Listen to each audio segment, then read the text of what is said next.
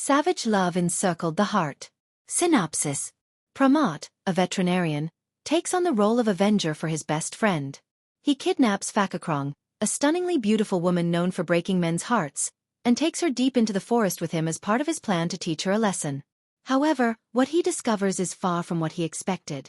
She turns out to be an innocent woman. So, who is the real liar here? From a savage embrace, their relationship evolves into a tender one. Hatred transforms into an entirely different emotion. Yet, another danger looms, forcing the two to face challenges together. How will their story end? Stay tuned to find out. Chapter 1. On the rooftop of a tall building, a slender woman was passionately entangled with a man in a suit. Her luscious lips, coated in deep red lipstick, enhanced her striking beauty. She was breathtakingly beautiful, yet her mysterious personality was even more intriguing. "Miss Phakakrong," the man murmured as he withdrew from their intense kiss. His eyes gazed at her as if she were a goddess. For some time, he had harbored feelings of love and could no longer suppress them. "Yes," she replied, her eyes sparkling with sweetness. "Marry me," he pleaded. Phakakrong smiled faintly, as if she had heard this line a dozen times before. The man's hopeful eyes dimmed as his smile faltered. "I'm not ready to marry yet," she replied softly. "Why not?" "Why not, indeed?" Her eyelids, shimmering with golden pearl eyeshadow, closed as her mind sank into memories of the past. Her former lover, the Era, had tragically died in a motorcycle race accident. The pain and bitterness of that loss had been overwhelming. On that very day, he was supposed to propose to her. Instead of preserving their 6-year love, he had risked everything for some foolish pride. Phakakrong was devastated beyond words. "I will never love anyone again. No man truly loves a woman," she had vowed to herself. Since then, after mourning her lost love, she began working at a clinic as an assistant to a handsome young doctor named Phakakrong. He had once pursued her romantically, and she had reciprocated out of loneliness. However, after just a month of dating, he proposed marriage. "I'm not ready," she had told him. "I want to keep things as they are." The young doctor was stunned. He was good-looking, educated, and successful. Why would she reject him so indifferently? Phakakrong wished she could tell everyone in the world that when you pour all your love into someone, only to face heart-wrenching disappointment, it festers into a bitter resentment. Resentment towards no one in particular, yet somehow, the satisfaction of her actions eased her pain. After breaking another man's heart, this time a client of the clinic, Phakakrong smiled as she walked to the parking lot, ready to return home. But suddenly, "Stop! Don't move if you don't want to get hurt." A cold, sharp blade pressed against her neck. Her eyes widened in fear. Where was the security guard who usually patrolled this area with a flashlight? What do you want?" "My money is in the bag," she stammered, hastily offering her designer handbag, which she had painstakingly saved up to buy during a sale.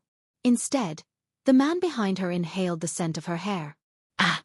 I smell fear on you, little lady," he said ominously. What do you want?" she stuttered again.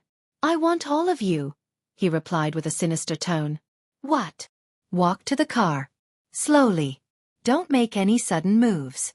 You can scream if you want, but it'll only make things worse for you." There was no use resisting. She dragged her feet toward the car. When they arrived, he motioned for her to unlock it with the remote.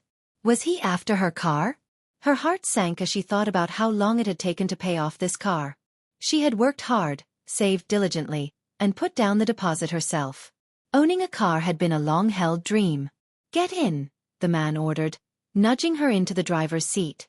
Once inside, he gestured for her to move to the passenger seat. Fearful for her life, she obeyed. He tossed a bag into the back seat and closed the door. Then, reclining with his eyes closed, he asked her a question that made her blood run cold. "Why are you so fickle?" "What?" she asked, bewildered. "Why are you such a heartbreaker? Why do you leave so many men disappointed?" Phakakrong remained silent, unable to fathom his intentions. "Is it fun?" he continued accusingly. "Or are you just bored? Or is it some kind of sickness?" She bit her lip, furious but too scared to respond. Normally, she would have retorted, but now she didn't dare to move a muscle. "If you're afraid, don't be. Speak freely," he said as if reading her mind. Gathering her courage, she spoke. I just think it's too soon. Do you really believe that? He asked, opening his eyes to look at her. His piercing gaze unsettled her deeply. It wasn't the truth, and she knew it. Her silence confirmed his suspicions. He smirked, convinced that she rejected men out of sheer boredom. You need to learn a lesson, Phakakrong, he said, his voice sending chills down her spine. What are you going to do to me? She asked, her voice trembling. He smirked, inserting the key into the ignition. The car's interior cooled as the air conditioning turned on, though she hadn't noticed it before. You'll find out soon enough, he said. With that, he drove off into the unknown, leaving Phakakrong's fate shrouded in mystery. Chapter 2.1. The man ventured through a dense forest, the location unknown. Phakakrong had dozed off for a while, and when she awoke, she found herself surrounded by a variety of towering trees. After what felt like an eternity, the car arrived at a small, dilapidated wooden house, barely holding together. Was he planning to kill her? Or was it something else entirely? After parking the car, he rummaged around and retrieved a specialized flashlight, its beam bright and piercing. He then ordered her out of the car, and she reluctantly complied. Once he unlocked the creaking wooden door of the house, its sound cut through the stillness like a reprimand for an untimely visit. Get inside! He shoved Phakakrong into the house, which reeked of dampness, moss, and mildew. The interior was pitch black, and it took her eyes a while to adjust to the darkness. The man moved deftly to light a lantern. As the glow illuminated the room, his sharp, handsome features came into view. She found herself falling for him instantly, without any rational reason. The man smirked and gave her a mocking bow. Welcome. My name is Pramath, and you'll be staying here for a while. Now. He gestured to a low wooden cot with an old quilt folded on top and a pillow that reeked of decay. I suggest you rest. You'd better sleep early because our mornings are vastly different. I hope you understand. Phakakrong remained rooted to the spot, her mind rebelling against his commands. Her instincts told her not to be swayed by appearances or charm.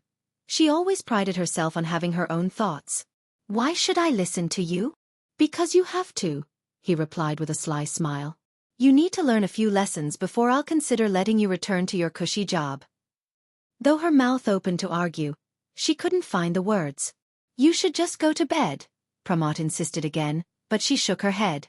I can't sleep on that thing. The smell is unbearable. Oh! He dragged out the word. Would you prefer my hammock instead? He teased, nodding toward a black fabric hammock that looked thin and unwelcoming for the chilly night.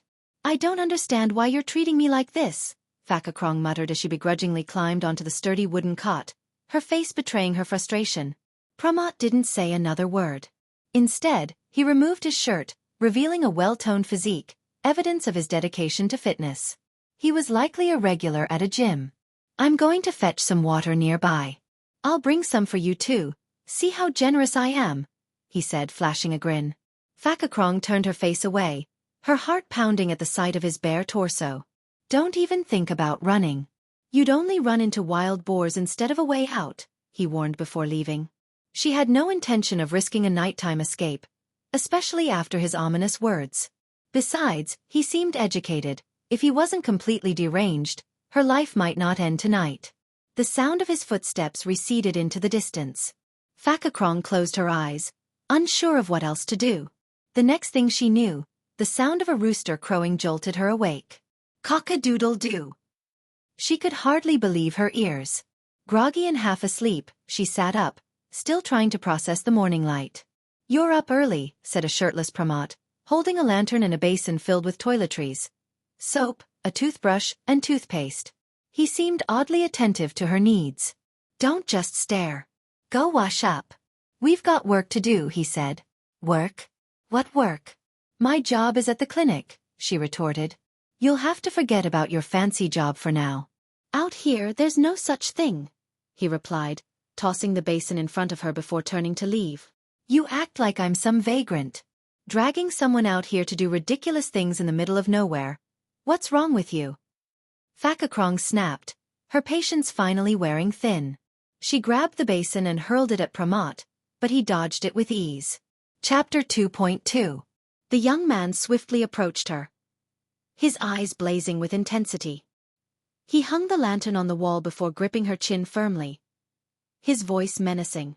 If you knew the reason, you'd think this is far too lenient for what you've done. What did I ever do to you? I've never even seen your face before, she shouted, feeling as though her freedom had been completely stripped away. He leaned in so close she could smell the cheap mint toothpaste on his breath. Really? You don't recognize me at all, Miss Phakakrong? Strange, because I know you very well. So well I could probably count the twists in your intestines. Disgusting. Ha ha ha. Pramath let go of her chin and shoved her back onto the wooden cot. He climbed on top of her, pinning her down, and she screamed, pushing at him with all her strength. But it felt like trying to move a boulder. Her life was turning into one of those soap opera-like dramas where the heroine becomes a prisoner of her enemy. Don't flatter yourself. You mean nothing to me, he sneered.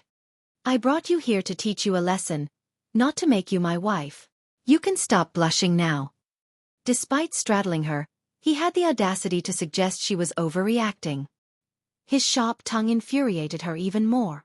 Then why are you on top of me? Get off. I just want you to know what your sharp tongue could lead to, he replied. Lead to what? She demanded. Pramath responded by grabbing her wrists and pinning them above her head. Her eyes widened, and just as she opened her mouth to scream, his lips captured hers, silencing her. His tongue invaded her mouth, searching for sweetness, inviting her to respond. But Phakakrong would never give in. She pretended to succumb, waiting for the right moment. When he let his guard down, she kneed him hard in his groin. A guttural groan escaped him as he rolled to the side, curling up in pain.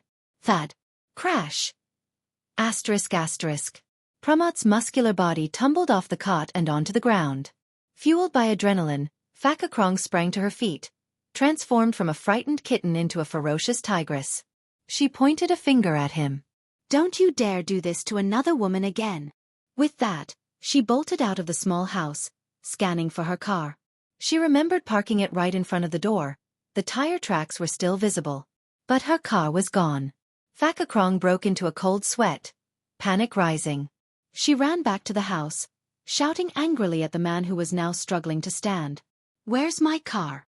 He smirked, hobbling toward her. I sold it, he said with a mocking grin. Liar. She wanted to slap him, but she held back, knowing she couldn't match his strength. He kept advancing toward her. Believe what you want, but you won't find a road out of here anytime soon. Just give me back my car. Don't bother saying anything else. Pramath reached her, grabbing her wrist tightly enough to make her wince in pain. Ow! What should I do about what you just pulled? He said, narrowing his eyes as he appraised her figure with a shameless gaze. Kill me if you dare, she shot back defiantly. That would be a waste, he chuckled darkly. You're insane, she snapped, using her free hand to strike him. But his reflexes were quick. He caught her other hand easily, leaving her completely trapped. Sensing she had no upper hand left, she tried to use her legs again. But this time, Pramath anticipated her move. He twisted her wrist slightly, causing her to lose balance, and pulled her into his arms. Let me go, she screamed. I'm not letting you harm my little brother again, he growled, his anger evident. The sky was beginning to lighten with dawn. You'd better watch your back. I'll cut it off next time, she threatened through gritted teeth. He feigned horror, mockingly gasping. Oh, how terrifying. Without warning, he scooped her up into his arms. But first, let's get you cleaned up. I'll scrub you until you smell nice, and then we're going to the market. Pramath carried her outside the small house. Birds that had been chirping suddenly fell silent as if startled by the commotion. Put me down, she continued to protest as he easily carried her to a nearby stream. Before she could shout another word, he tossed her into the cold water. Splash! Aha! She screamed as the icy water engulfed her. Shivering and panicking, she flailed, trying to get to shore. I can't swim. Help me! The amused smile on Pramath's face vanished. He waded into the stream, quickly pulling her upright. The water's barely knee-deep, he said with exasperation. Despite being drenched himself, he couldn't help but laugh at her overreaction. She pounded his chest in frustration, tears streaming down her face. Why would you do that to me? Start scrubbing. You smell awful, he retorted, handing her a bar of soap.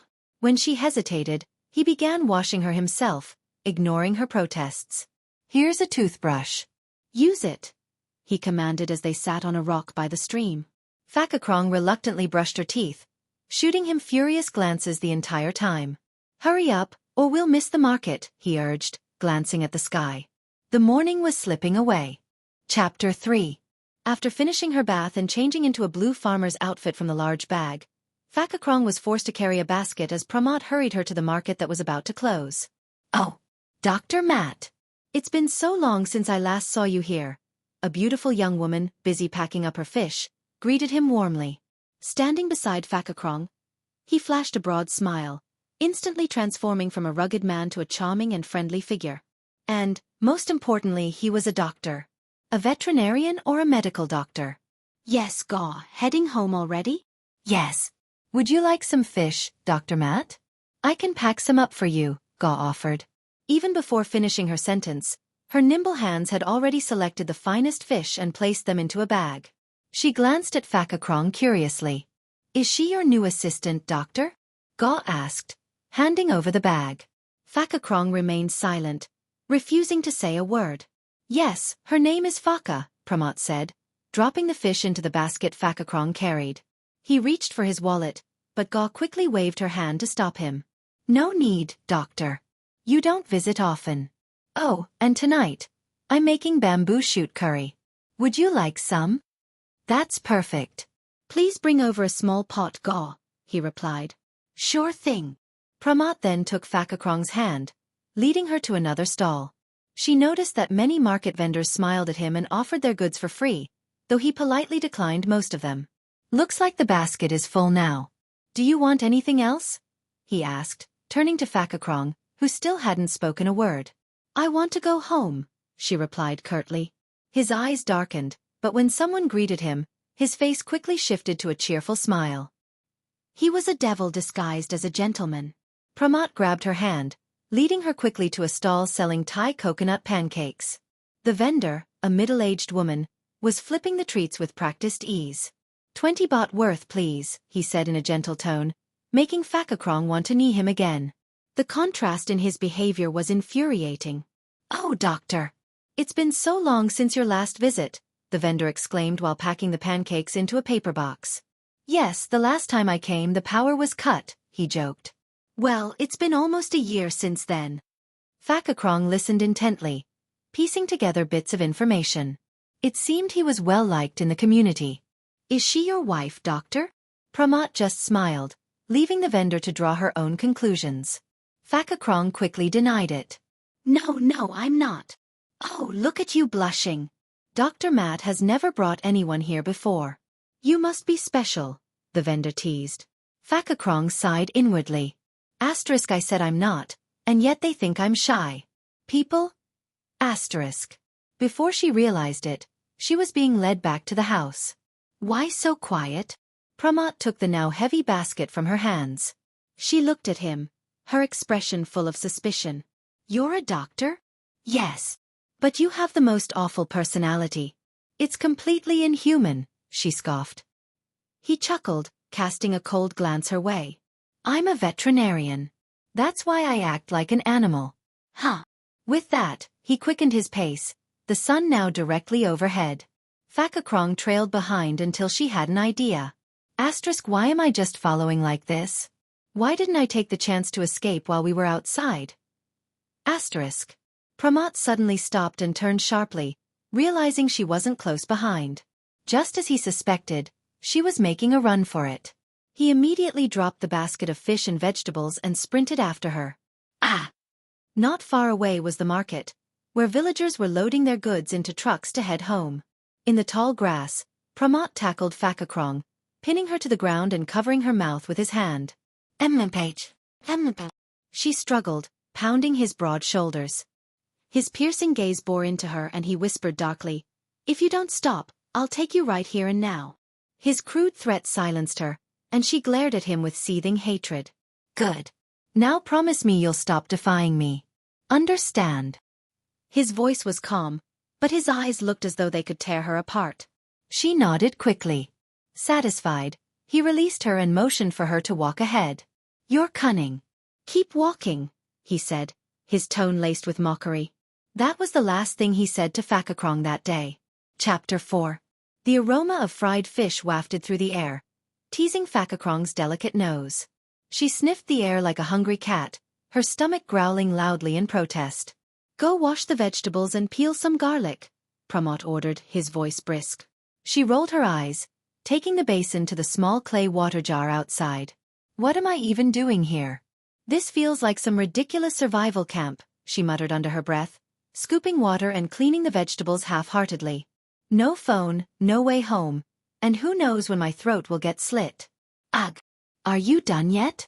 She looked up to see Pramath standing with his hands on his hips, glaring at her. Why don't you do it yourself? She snapped, shaking the basin for emphasis. Does that mean you're not hungry? He asked smugly. She was starving. How could she not be? She hadn't eaten anything since the night before. Fine, she huffed, pulling the basin back and scrubbing the vegetables harder. Clean enough now? She retorted, showing the limp kale leaves, which looked like they had been overwashed. Good enough. Take it inside, he said, motioning for her to move. I don't trust you anymore. Stupid brute, she thought. Kidnapping me and then saying he doesn't trust me? Scowling, she carried the basin inside, putting on an exaggerated show of irritation as she stomped past him. Pramath served her a bowl of steaming rice, and she couldn't stop herself from salivating at the sight and smell of stir-fried kale with crispy fried fish. Eat slowly. You're so messy, he scolded as she wolfed down the food. Who cared if she was messy? He ate like a refined gentleman, but his actions were as savage as a beast. The hypocrisy made her roll her eyes. The meal was unexpectedly delicious. The small pot of rice was polished clean without a grain left. Phakakrong even felt like she could eat more if there were seconds. Since you're done, go wash the dishes. Stop lounging around like a queen, Pramath nagged, his relentless pestering earning a sharp glare from her. Normally, she'd leave dishes soaking overnight, but today, the tyrannical kidnapper wasn't giving her a choice. She got up reluctantly, stretching lazily. The air was cool and refreshing, surrounded by the shade of trees. A rambutan tree with nearly ripe fruit caught her eye, tempting her to reach for it. As she cleaned the dishes, she noticed Pramath reclining comfortably, napping as if he didn't have a care in the world. If only I had the courage to escape now. Setting the clean dishes down quietly, she tiptoed toward the larger trees, trying to plan her way out. Grab! Phakakrong froze, her heart leaping into her throat. She turned to find Pramath's face just inches from hers, his intense gaze locking onto her. What are you looking at? Don't tell me you're thinking of running away, he said, his voice low and accusing. And if I am? What will you do? She shot back, gritting her teeth. His ability to read her thoughts was maddening.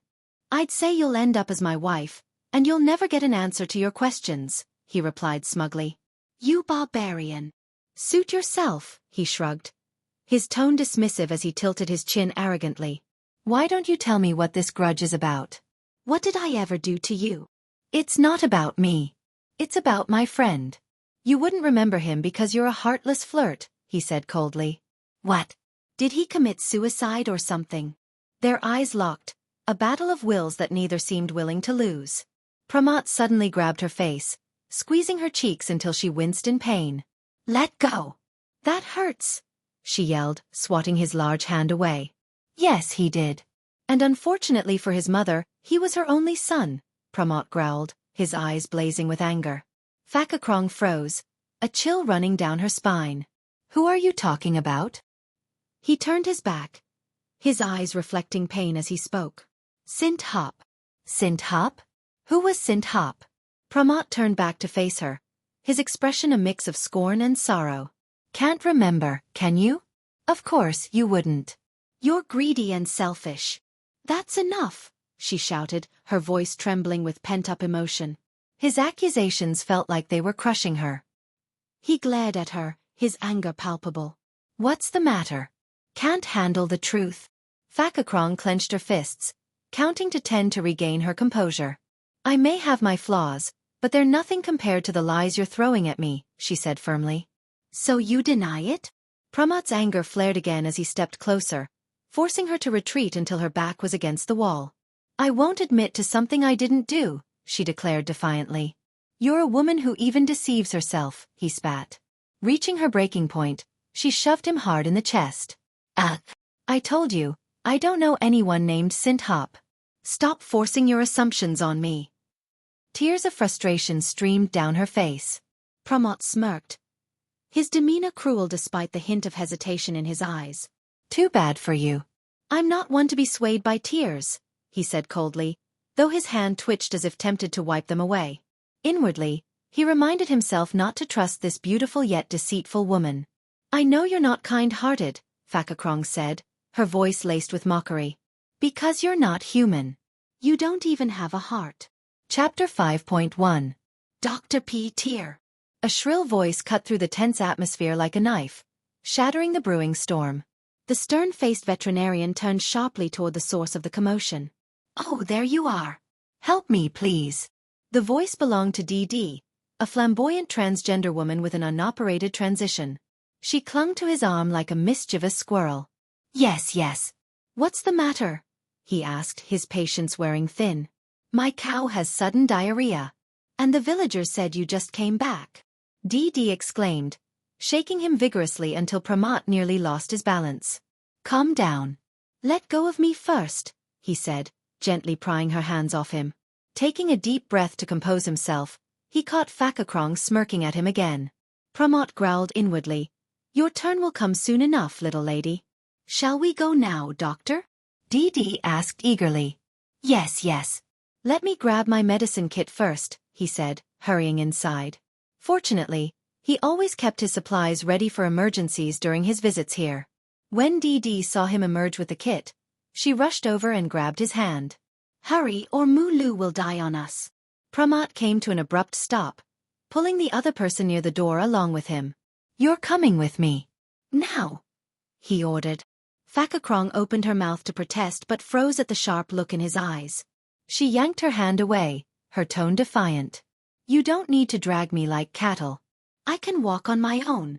With her head held high, she strode ahead. Dee opened her mouth to ask something, but Pramath cut her off. Let's just get going. Some time later, Pramath closed the medicine kit and handed a packet of antibiotics to the cow's owner, giving instructions. Don't let it drink milk for 2 days. Give it the antibiotics as prescribed, and it'll recover soon, he said, patting the cow's back gently. Phakakrong sighed loudly, clearly annoyed. What's your problem? He asked quietly. She might be tired. You can sit down over there, Dee offered politely. No, it's fine. She loves standing, Pramath replied with a teasing grin, earning a playful slap on the arm from Dee. Oh, doctor. How could you tease your girlfriend like that? Hee. She's not my girlfriend, Phakakrong snapped, her face sour with displeasure. Her sharp tone made Pramath flinch slightly, surprised at her reaction. She's just a woman who doesn't say what she means, he added with a shrug. Dee sighed with relief. Oh, thank goodness. I thought I'd said something offensive. Phew. Phakakrong wanted to stomp her foot in frustration, but Pramath quickly stepped closer, leaning down to whisper in her ear. Behave yourself or I'll make you my wife tonight, he threatened, his tone low and menacing. He was threatening her again. She had no choice but to force a stiff smile. Just wait until I get the chance. I'll castrate you myself. After they bid Dee goodbye, she looked disappointed. You should have stayed for dinner. You came all this way to save Mulu, she said. Pramath smiled kindly. I've already arranged for dinner to be delivered. Thank you for your hospitality. You're so thoughtful, doctor. You should just stay here permanently, Dee suggested. Pramath simply smiled, but Phakakrong noticed the genuine warmth in his expression. For a fleeting moment, she felt a pang in her heart. If he weren't so cruel to her, she might have fallen for this gentle veterinarian. Why so quiet? Pramath asked as they walked back, having parted ways with Dee. Phakakrong turned to him briefly before looking away, walking carefully to avoid stepping on scattered twigs. Can't I just not talk? She replied curtly. Sure. That's better than talking too much, he retorted. How smug he sounded, as if he were the epitome of economy with words. Tonight's dinner includes bamboo shoot curry. Do you like it? He asked, his tone surprisingly pleasant. The question was almost enough to make her respond kindly. Almost. Anything edible I can eat, she replied, her tone dripping with sarcasm. Asterisk, what's wrong with me? Why am I starting to sound like him? One day with him, and my mouth is already this sharp, asterisk. Pramath smirked. Good. I've got something else you might like. She frowned. What are you talking about? He turned to her, a mischievous smile playing on his lips. Bananas, he said. Are you trying to be indecent with me? She snapped, her voice rising. Pramath stepped closer, inhaling the scent of her hair. Refreshing. And I'm glad you caught on, he teased. She shoved him hard, nearly making him drop the medicine kit. Idiot! Idiot! With that, she stomped off, her face dark with anger. Pramath chuckled to himself, feeling an unexpected warmth in his heart. What was this strange feeling she brought out in him? He wasn't sure. Chapter 5.2. That night, as Pramath lay on the mat he had spread out on the floor, he was gripped by a nightmare. Matt, you must avenge me. That woman, you must never love her. She pretends to be innocent, but she's not. Avenge me, or I'll never rest in peace. The voice of his best friend, echoing with anger, faded as Pramath's consciousness stirred. His body twisted and turned restlessly, his face tense with torment. Phakakrong, who had been watching from her corner, grabbed a flashlight and shone it on him out of genuine concern. He reached into the air as if trying to grasp something, his voice trembling as he muttered, Thop! Don't leave yet. Thap! I won't betray you, I promise. His lips tightened, and his features twisted in pain. The sight unsettled Phakakrong. Asterisk, who was this Synthop? Why didn't the name ring any bells? Asterisk. The accusations against her seemed wildly exaggerated. She couldn't fathom why she was being blamed for the suicide of someone she didn't even know. No matter how hard she racked her brain, the name Synthop never surfaced in her memories. Asterisk, why would he say I broke his heart? Why would this lead to such a tragic outcome? Asterisk. The story seemed convoluted, even absurd. As Pramath's breathing steadied and he calmed down, Phakakrong quietly returned to her own sleeping spot. She was about to climb onto the wooden cot when suddenly, she felt herself being lifted into the air. Ah! She screamed. A large hand clamped over her mouth. Pramath's voice, now cold and sinister, hissed in her ear like a demon possessed. Don't scream, or I'll slit your throat and bury you in this hut. The kind veterinarian had vanished, replaced by a feral, vengeful beast. No matter how much she stomped or pounded at him with her fists, it was futile. He threw her down onto his makeshift bed, a simple mat with an old blanket and pillow. She scrambled up, her eyes wide with fear, as she stared at him. You've got it all wrong, she tried to explain as he lit a lantern and hung it nearby. His cold smile sending shivers down her spine. When someone is about to become a victim, they always beg like you're doing now. Synthop begged too. He begged for your compassion. He stepped toward her, his presence as menacing as a devil emerging from the pits of hell. But no, a vile woman like you. His voice dripped with venom. You let him fall for you, only to crush his heart and toss it away like trash. Pramath's words were heavy with pain and anger. Phakakrong blinked rapidly, her mind reeling. She couldn't make sense of the crime she was being accused of, one she had never committed. Asterisk, as flawed as I may be, I've never slept with any man. Not even my ex. Asterisk. Before she could process what was happening, he grabbed one of her legs, and she let out a small cry. It was useless to resist. There was no escape, only the looming specter of death. If you think you're going to violate me, she declared boldly, straightening her spine. Kill me first. Chapter 6. Pramath froze for a moment before bursting into maniacal laughter. Ha! Ha! Ha! You really think men don't have brains, don't you? With that, he yanked at her clothing forcefully, making her cry out as pain seared her skin. She tried desperately to shield herself, clutching onto her bra, the last defense of her dignity. Don't pretend to be pure. You probably lost that the moment you met your first man. Let him rant. Tears streamed down her face as despair overtook her. She barely registered what was happening until she felt his bare skin against hers. Her last line of defense had been torn away. Do I have to end up with a man like this? His rough hands roamed her body, cold against her trembling flesh. As he kissed her, his tongue pushing its way into her mouth, she vowed silently. No matter how skilled he was, she would never yield to him. "You're untouched." His voice was dry and cracked as he reached out to touch her face, seemingly to comfort her. But she turned away, her eyes burning with anger. "I will hate you more than you could ever hate me," she spat, her words like knives. Her gaze met his, and he finally saw the truth. Guilt filled his eyes as he realized she truly didn't know his friend, Sintop. But what about her and Pramath? What would happen now?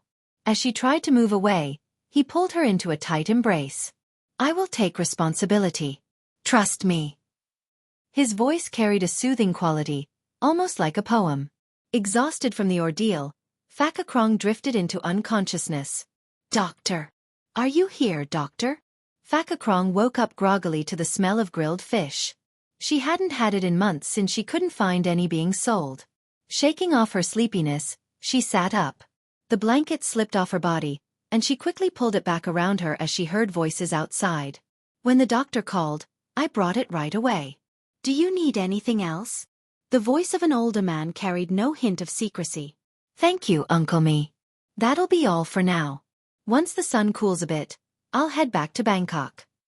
Back to Bangkok. Phakakrong's eyes lit up. Was he planning to set her free now that he knew the truth?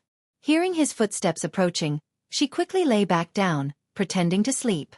Pramath sat beside her and placed his hand on her forehead, concern evident in his touch. "No fever. Why isn't she waking up?" It seemed the beast had retreated, replaced by the kind-hearted doctor. "Wake up, sweetheart." "Ugh." His words dripped with syrupy sweetness. Feigning a stretch, she made a show of waking up. "Don't be so sluggish. I've made a special breakfast today," he said cheerfully. The fake sleep faded into a grumpy scowl. "I'd rather go home," she replied curtly. He paused, then smiled. "All right. This afternoon, we'll head back to Bangkok." Phakakrong could barely contain her excitement. "Am I finally going to be free?" "Really? And where did you get a car?" "I have one, of course. But when we get back, will you forget me?" The sadness in his question made her avert her gaze. She hated herself for feeling pity for him. Turning back to him with a scowl, she replied, "Forget you? I'll remember you until the day I die." His sad smile deepened as he stood up. "Go take a shower, and then we'll eat." He walked away, leaving her to wrestle with her own emotions. Am I falling for this brute? No way. Shaking off the strange thoughts, she stepped outside to bathe. To her surprise, the water tank was full, and he had thoughtfully set out a basket containing soap, shampoo, and a toothbrush with toothpaste already applied. Why does this feel nice? Get a grip, Phaka, she scolded herself, rushing through her shower. She was eager to return to the city. By now, the clinic must be wondering about her absence. When they sat down to eat, Pramath served her rice and even deboned the fish for her. His attentiveness was almost too much.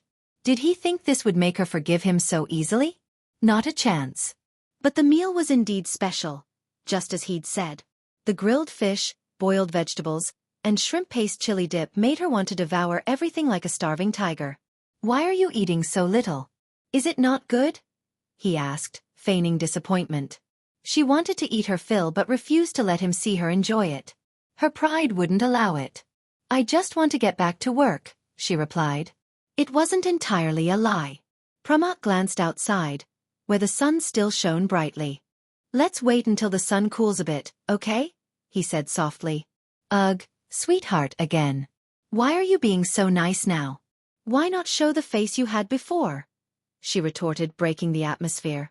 Pramath stiffened, his expression turning serious. I think I might have been misinformed.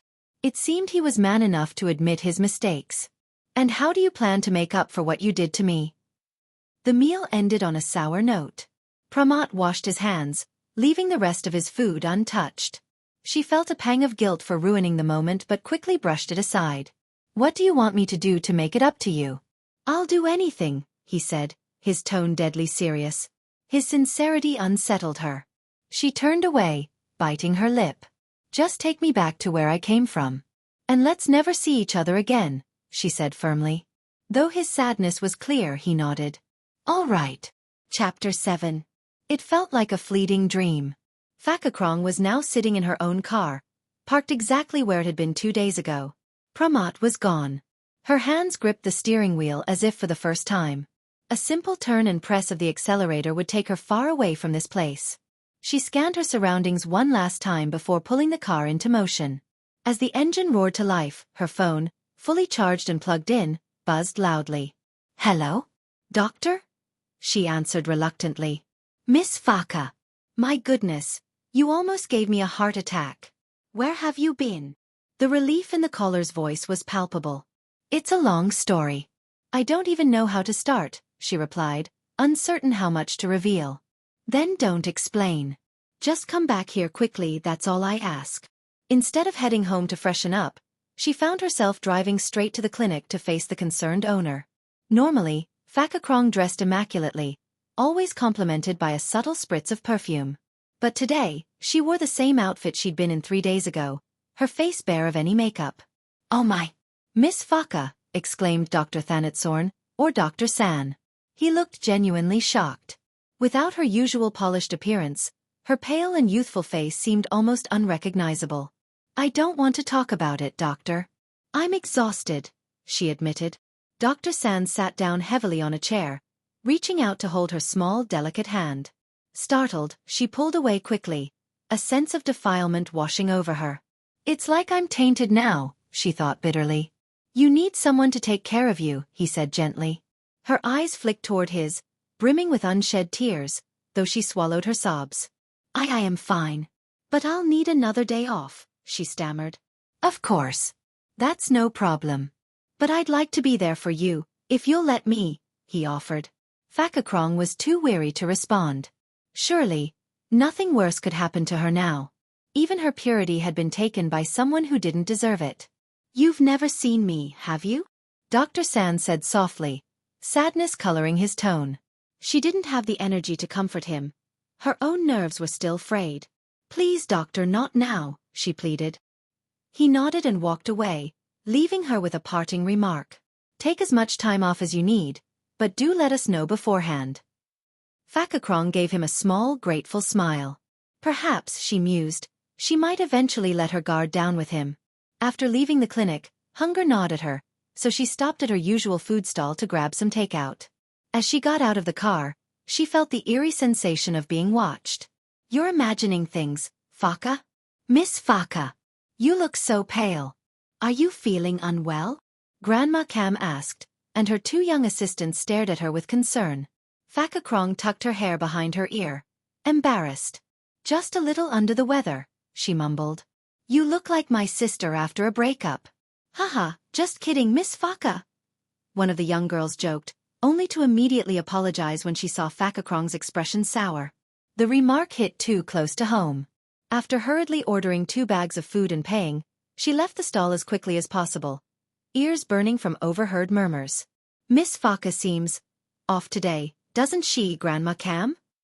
Ignoring the rest, she made her way back to the car, her paranoia growing with every step. The fleeting sensation of being watched returned. Once home, stepping into her sanctuary felt like a fallen angel returning to heaven. She kicked off her shoes and collapsed onto her bed, tears streaming down her face. Why did this have to happen to me?" she whispered, her voice choked with anguish. Was this karma for breaking so many hearts? Was that why the veterinarian misunderstood her so cruelly?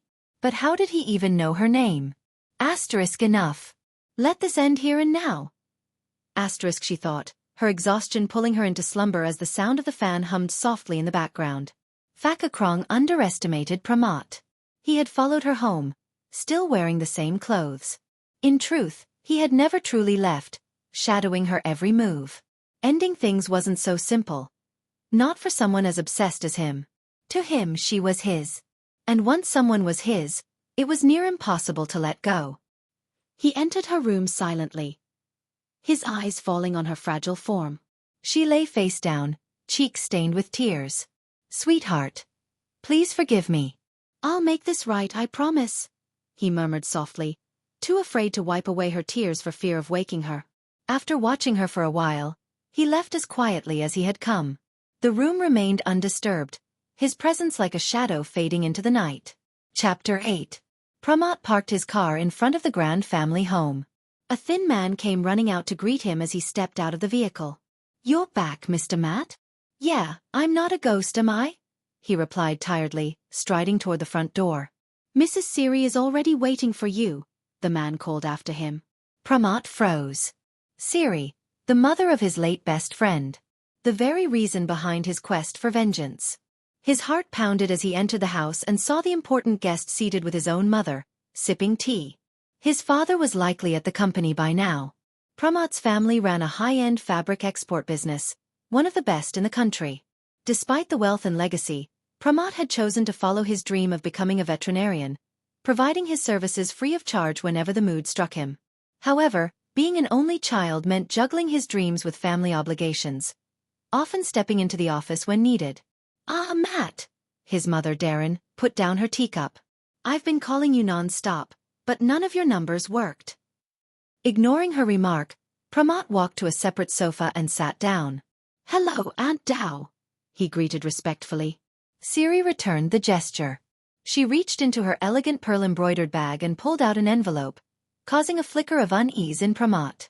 "I came across something that mentions you, so I thought you should see it," she said, handing him the envelope. "A letter, Aunt?" "It's a page from Synthop's journal. Some of the things he wrote to me and about you don't quite add up. I couldn't make sense of it on my own, so I thought you might be able to." "Is it something scary, Dow?" Darren asked nervously. "Well, it could be, depending on how you interpret it. Let Matt read it and explain later," Siri replied. Pramath felt an urgent need to retreat to his room and process it alone. "Have you eaten yet?" Darren interjected. "You look exhausted. Every time you go to the countryside, you come back like this. I really need to find someone to take care of you." Pramath stood abruptly. "I have a stomachache. Excuse me, Mom, Aunt Dow." Without waiting for a response, he dashed up the stairs, leaving his mother exasperated. "Maybe Matt's just not ready to settle down," Siri suggested gently. "But he's almost 40 now, Dow." "He's our only child," Darren sighed. "At least you still have him." "I lost one of mine but still have my daughter," Siri said wistfully. The mention of her daughter sparked an idea in Darren. "Why not have Matt marry your daughter then?" Siri gave a sheepish smile and waved her hands apologetically. "Oh, Sweetie prefers women. I'm sorry." "Oh my." Darren clutched her chest but refrained from further comment, unwilling to criticize the child of her dear friend. Upstairs in his clean, organized room, Pramath sat for a long while before mustering the courage to unfold the pages of Synthop's journal. Though the handwriting was erratic, filled with emotion, he recognized his best friend's style immediately. The words on the first page shocked him. "I'm so in love with him.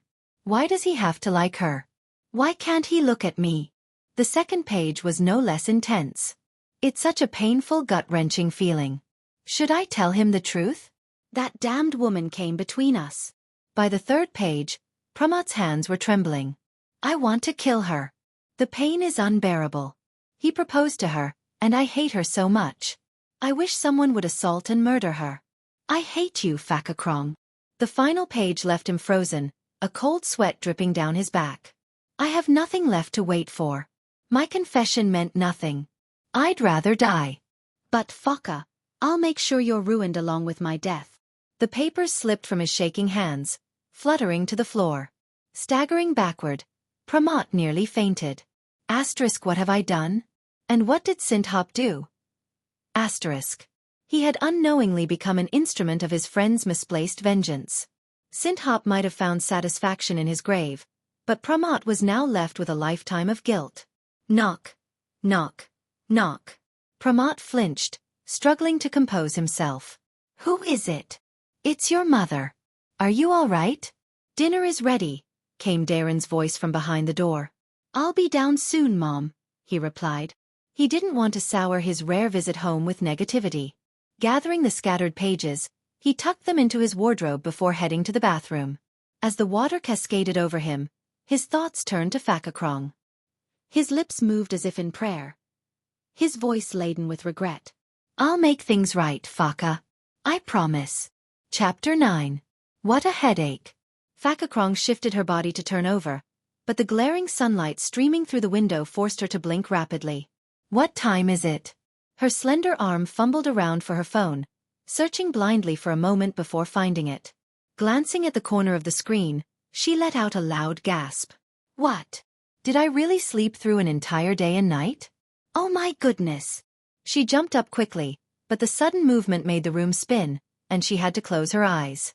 A faint sound of footsteps came from outside her room. Creak. It must be from the next room, she reassured herself. Are you feeling unwell? A voice called out, accompanied by brisk footsteps entering her room. Phakakrong opened her eyes to see Pramath standing there. Her face turned pale, as if she'd seen a ghost in broad daylight. Why you? It was as if her past nightmare had come back to haunt her. Instinctively, she grabbed a pillow and hurled it at him. He caught it effortlessly and moved to sit beside her, undeterred by her panicked expression. His large hand reached out as if to touch her forehead, but she scooted away. Don't touch me, she snapped angrily. I'm worried about you. You promised you wouldn't bother me again, she reminded him, her tone filled with accusation. Pramath lowered his gaze, his voice soft. I can't seem to keep that promise. Her heart faltered at the sight of his pleading eyes. They were pitifully sincere. But I hate you. Hate you so much, she shouted, her words harsher than she truly felt, as if daring him to give up. Wait, what am I hoping for, Phaka? But I love you. So much. Especially now, he confessed, his voice steady as he took her hand, his grip warm and firm. Her face flushed crimson, and she felt utterly lost. We shouldn't be alone together in this room, she stammered, suddenly afraid of her own feelings. His hand, as mischievous as an octopus, began to wander. Why be shy? We've done more than just talk before, he teased, his smirk irresistible. Phakakrong gulped audibly without realizing it. Let me go. And stop saying such nonsense. She finally managed to free herself, climbing off the bed. But he caught her and pulled her close, kissing her face repeatedly. I missed you so much. Please, he whispered pleadingly. Please what? She wondered silently, her mind in turmoil. Seizing the moment of her vulnerability, Pramath gently cupped her face, turning it toward him. Their eyes met, his intense gaze locking onto hers. His handsome face inched closer to hers, but just before their lips could meet, she turned away abruptly. Why? He asked, his voice filled with disappointment. I haven't showered yet, she replied shyly, her words betraying her embarrassment. Pramath chuckled, pulling her into a joyful embrace. Then let me bathe you, he offered, his tone playful. No way. I don't like anyone doing that for me, she retorted, pretending to be stern. Yet his presence made her feel inexplicably complete, as if his ruggedness and rough affection were exactly what she had been missing. Realizing her thoughts, she smiled to herself. What are you smiling about, sweetheart? He asked, his voice filled with warmth. Phakakrong wriggled free from his embrace. I'm going to shower. To her surprise, he began unbuttoning his shirt. What are you doing? She asked warily. It's getting hot in here. I thought I'd try your shower, he replied, continuing to undress. By the time he reached his black slacks, Phakakrong averted her eyes, feeling flustered at the sight of his muscular physique. Fine, you go first, she said, intending to wait on the chair. But before she could sit, he scooped her up into his arms. She let out a small squeal, instinctively wrapping her arms around his neck. Let's shower together, he said, his gaze smoldering. Her heartbeat raced, and she felt her anger and resentment melting away all too easily. Under the gentle spray of the shower, water droplets fell like a fine mist around them. Their bare bodies intertwined as if they were one. Though she tried to resist and suppress her emotions, his persistent affection left her weak, her body trembling as if it might give out beneath her. I'll cook for you later, Pramath said softly, picking up a bottle of shampoo to wash her hair next. Chapter 10. The only thing left in the fridge was egg-fried rice with some wilted cabbage, but under Pramath's skilled hands, the dish tasted amazing as always. In 3 days, I'll be heading to the countryside again, he said, scooping extra eggs onto Phakakrong's plate. Really? And what do you get out of it? She asked, her tone neutral. I have a grant to fund it, and it makes me happy, he confessed with a small smile. But before that, I want to take you to meet my parents. That way, We can move forward together happily. That's not necessary, she replied hastily. Or do you not feel the same way about me? I have a job to do, so I can't go to the countryside with you. He seemed to have forgotten that she, too, had a career and responsibilities. I thought you felt the same as I do, he muttered, sighing deeply. I have a grandmother in the countryside who needs support, and I'm not as rich as you, so I have to work, she explained, unsure if she was also taking a jab at him. Pramath reached across the table to hold her hand. Marry me. I have a textile business, and I'm a partner in a hotel. We can bring your grandmother to live with us. Phakakrong opened her mouth to refuse, out of habit, but when she looked into his eyes, the words wouldn't come out. You're going to say no, aren't you? Why? What am I lacking? He fired off questions rapidly, leaving her breathless. I know I've wronged you in the past, but I'm trying to make things right. Won't you give me a chance? This crazy doctor. She thought. How could he still not realize that she'd already forgiven him? Her body had already given in, but she hadn't let anyone else in before him. Don't you understand me at all? She asked, blinking. Suddenly, the egg-fried rice felt dry and hard to swallow. Why does he always bring this up during meals? She wondered, exasperated. Then at least come meet my parents. Please, he said. His intense gaze both imploring and commanding. Phakakrong let out a heavy sigh before nodding reluctantly. Fine. But if your parents say anything rude to me... They won't. My parents are lovely people, Pramath reassured her, though she wasn't entirely convinced. Why are you looking at me like that? He asked, noticing her hesitation. Oh, nothing, she replied quickly. Just thinking about what I should wear. Anything's fine, as long as it's not revealing enough to distract the neighborhood guards from their jobs, he joked, grinning widely. Finish your food, and we'll go right away, he added cheerfully. What? She exclaimed, nearly choking on her food. My dad's not at the office today. It's the perfect chance. Her uncertain smile betrayed her nerves. Would everything go smoothly? If his parents didn't like her, she would feel devastated. After picking out what she deemed the most appropriate outfit, the two of them set off to meet Pramath's parents. We didn't get them anything. Can we stop to buy something? Phakakrong asked, feeling awkward. Pramath chuckled but pulled into a supermarket without complaint. What does your mom like? He handed her a can of canned rambutan. This is her favorite. She placed 2 packs in the basket, causing him to laugh heartily. Are you trying to drown my mom in rambutan syrup? He teased. She shot him a playful glare and scanned the aisles for something else. And your dad? What does he like? Pramath smiled knowingly. Brandy. Aged wine. The older the better. Of course, it had to be something sophisticated, she replied dryly. I'm serious. He loves it. Sipping from the rim of the glass, savoring it on special evenings with special people. Don't you believe me, dear? His last words made her heart flutter and her cheeks flush. Why does he have to be so sweet now of all times? Are you kidding me? Fine, fine. He also likes soft pastries with homemade fillings. The plainer the better. Your parents are so different, she noted, grabbing some bakery items. They are, but they're so sweet together. They're almost 60 but still act like newlyweds. How many siblings do you have? She asked, fascinated by the love story of his parents. I'm an only child.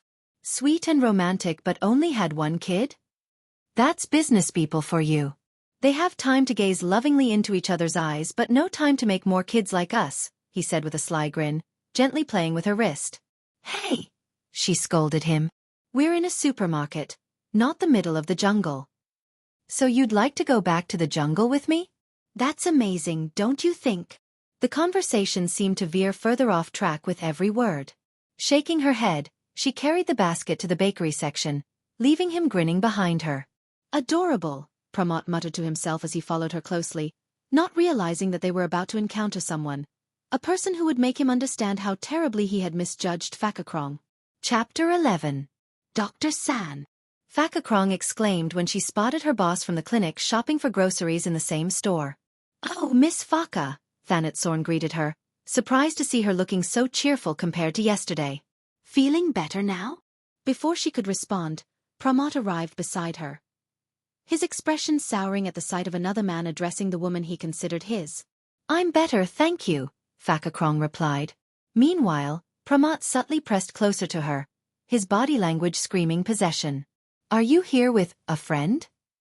Dr. San asked, raising an eyebrow. "A friend?" Pramath laughed internally. Phakakrong hesitated, unsure how to introduce him, but Pramath interjected swiftly. "I'm her boyfriend. We're shopping for gifts to visit my parents." "Excuse us," he said, bowing slightly with a smug grin before dragging her away. Dr. San stood there, mouth agape. "What was that about?" Phakakrong demanded as they walked. "That's Dr. Thanatsorn, my boss. Why did you have to be so rude to him?" "He was giving you puppy eyes," Pramath said dismissively. "What's his name again?" "Dr. Thanatsorn," she replied with an annoyed tone, still glaring at him. "And his last name?" She squinted at him suspiciously. "Why? Does he look like your relative or something?" He paused briefly, muttering to himself. "Unlikely, but still." "Wait, you know him?" she pressed. "No," he answered curtly. "Then why are you acting so weird?" Ignoring her question, Pramath hurried her to the checkout counter. "But we haven't bought anything for your dad yet," she protested. Without a word, he grabbed a recommended cake from the display and handed it to her. "Are you sure he'll like this?" He glanced at it briefly before nodding. "Yes, now let's check out." "I'll pay for this," she insisted, stopping him from reaching for his wallet. "Fine, suit yourself," he replied, his demeanor still off since encountering Dr. San. Although Phakakrong felt curious, her excitement to meet his parents outweighed her suspicion, and the odd encounter with her boss slipped from her mind, for now. Darren, Pramath's mother, greeted Phakakrong with warmth, scrutinizing her with interest until her husband, Cam Thorne, nudged her to stop. "What's your name, dear?" Darren asked kindly. "Phakakrong. You can just call me Phaka," she replied with a friendly smile. "Ah, Miss Phaka," Darren said, taking the gift bags Phakakrong handed over. "What have you brought us?" "Oh, canned rambutan." She smiled approvingly.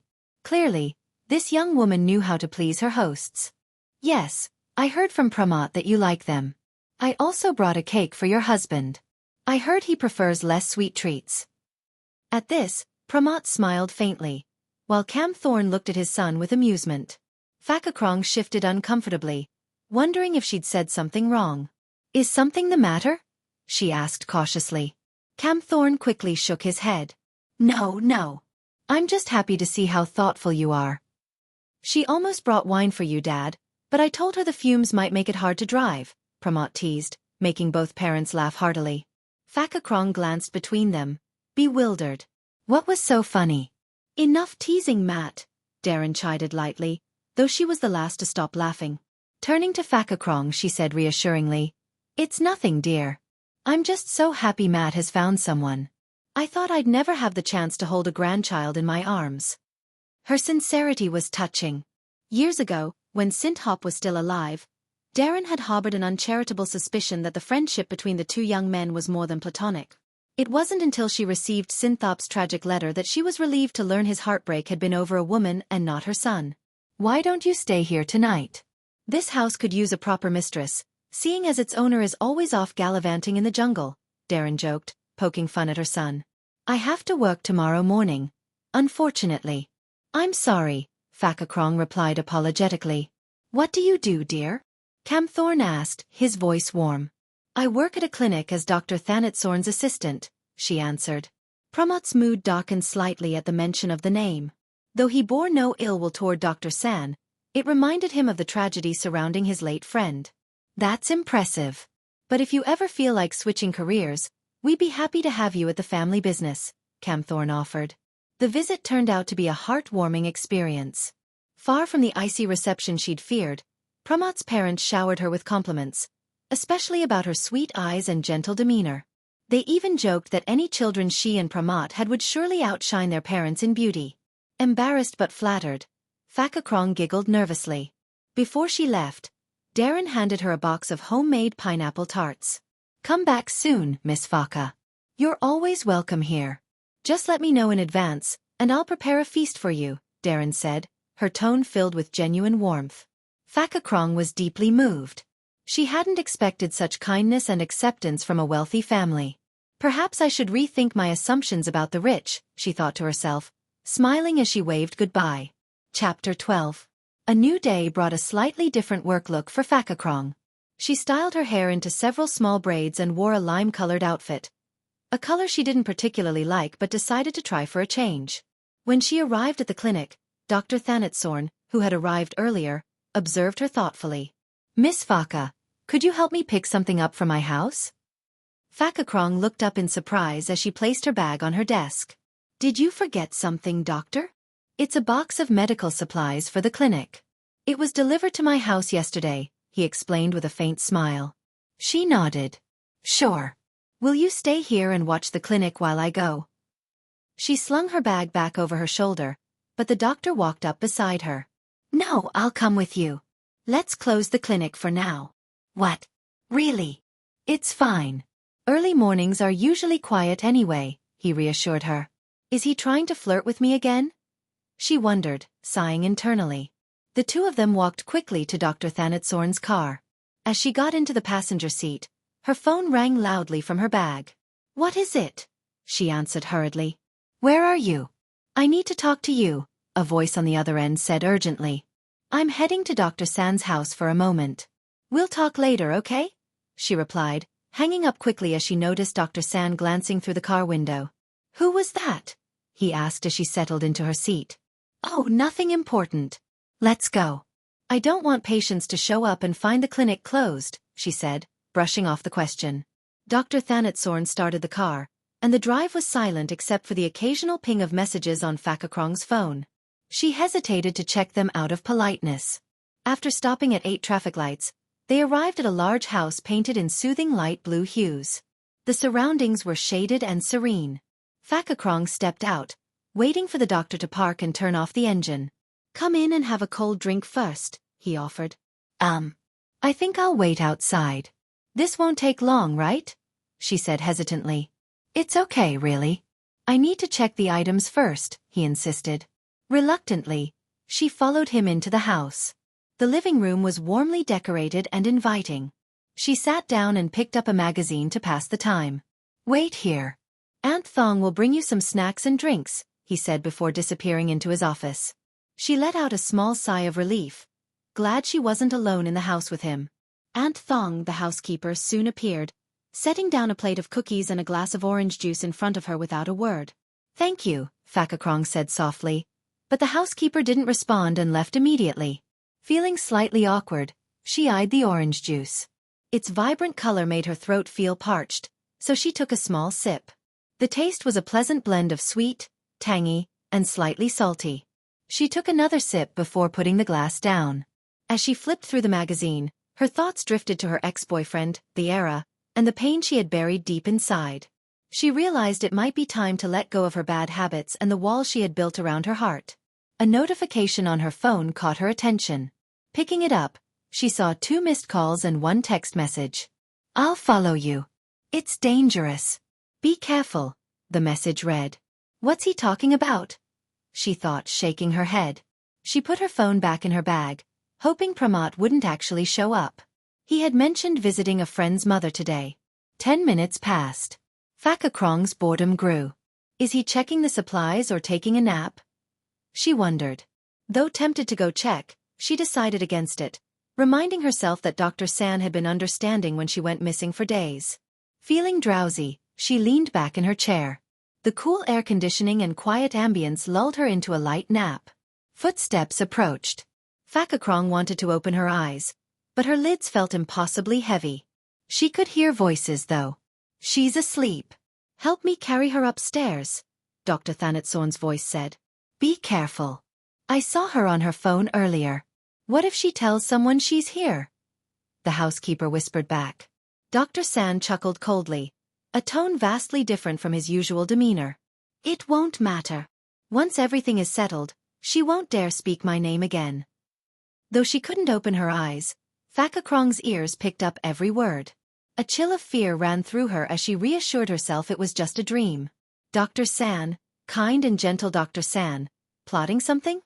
Her thoughts turned to Pramath. Would he really come? For the first time, she truly hoped his message wasn't an excuse but a promise to rescue her. Chapter 13. The lime green buttons of her blouse were being undone slowly. Phakakrong, now carried by two people, had been laid on a soft bed in an unfamiliar room. Through her half-conscious state, she heard Dr. Thanatsorn dismissing the housekeeper. "You can leave now."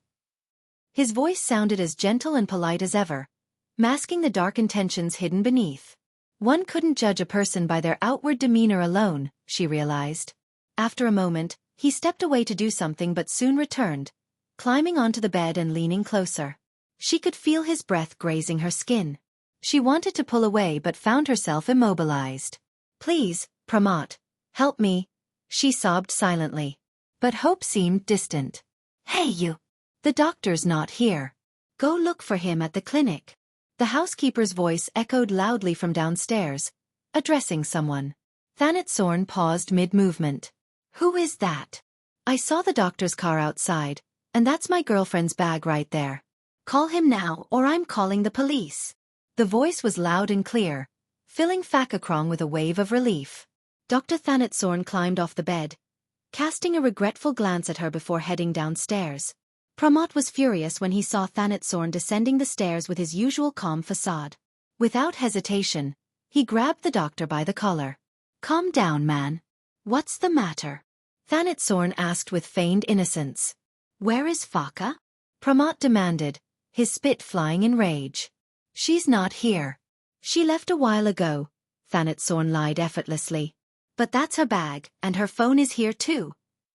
"Yes, she forgot them. I was about to take them to her." "Let go of me, will you?" "You're lying. Tell me the truth." Pramath's eyes burned with madness, causing Thanatsorn to waver slightly. "Don't cause trouble here. Cut the act, you psycho. You drove my friend to suicide and blamed it on Phakakrong." For a moment, Thanatsorn's expression faltered, but he quickly composed himself. "Your Sintawi's friend?" "Yes. Got anything to say for yourself?" "I'm sorry. He liked the same woman I did." Thanatsorn's apology earned him a hard punch to the nose. The housekeeper screamed in fear, warning them. "Stop or I'll call the police." Pramath turned to her with a cold glare. "Go ahead. Call them. I've got evidence for them to see." "Let's talk this out like adults," Thanatsorn offered, wiping blood from his nose, trying to maintain composure. "You're sick." Pramath spat, pointing an accusatory finger at him. "Phaka is upstairs. You can go get her." "But don't call the police," Thanatsorn said, his voice trembling slightly. Something about the situation made the doctor surrender. Pramath gave a chilling smile. "I won't let you off that easily." He bolted up the stairs, determined to find Phakakrong. When Pramath entered the room, he saw the setup, a camera ready to record, her blouse undone. His blood boiled. He quickly scooped her unconscious form into his arms. Descending the stairs, he found Thanatsorn waiting with a gun, his finger ready on the trigger. "You bastard!" Pramath growled. "Put her down. Then let's have some fun together. We'll wear masks, perform for the camera, and show the world how much we enjoy this," Thanatsorn said, laughing maniacally. "You're insane," Pramath growled, but reluctantly set her down as instructed. Thanatsorn handed the gun to the housekeeper, who held it shakily while the doctor began setting up the scene. He handed Pramath a tiger mask and gestured for him to put it on. Pramath played along, nodding silently. The moment everything seemed ready, the door burst open, and a swarm of police officers stormed in. The housekeeper dropped the gun in panic, and Thanatsorn froze. But the cunning doctor quickly pointed to Pramath. "Officers, arrest this psycho. He's the one planning to harm this woman." His desperate plea fell on deaf ears. Pramath removed the tiger mask, revealing his face to the authorities. Calm and composed, he nodded to the officers. The evidence was clear, and Thanatsorn was apprehended on the spot. Chapter 14. Trust me, life in the wilderness is the best. At most, you just deal with animals bothering you, Pramath said, tossing a log into the crackling fire before turning to caress the delicate face beside him. He pressed a tender kiss on her lips, a gesture full of affection. "If you hadn't called the police ahead of time, would you really have gone along with Dr. Thanatsorn's twisted game?" Phakakrong asked, her lingering doubts still surfacing despite it being nearly a week since the incident. "Oh, my love," he replied with a teasing grin. "Even if it were the most thrilling roleplay ever, there's no way I'd let anyone else do something like that to you." Without warning, he leaned in and captured her lips again, his tongue exploring the sweetness of her mouth. Phakakrong gently pushed him away, her face a mix of exasperation and amusement. "Do you really love me?" she asked, her eyes searching his for the truth. Seeing her expression, Pramath couldn't resist teasing her further. "Looks like I'll have to prove it to you tonight." "You're not convinced yet, are you?" His voice dropped into a mischievous husky tone as he nudged her onto the picnic blanket. She let out a playful squeal. "Ah, you're so rough." "Do you love me for it though?" he quipped, his cheeky grin spreading wide. Phakakrong tilted her head back to gaze at the starry sky above, her heart full of warmth. In a voice soft as the night breeze she replied, "I love you even if you're rough. Even if you're wilder than this, I'll still love you." "And I love you too," he whispered back. With that, the wild lover dove into her embrace, showering her with a tender passion that spoke louder than words. The love they shared that night was different, sweeter, and filled with the depth of their newfound bond. And so, under the endless stars, their love reached its pinnacle. Subscribe now for more interesting stories.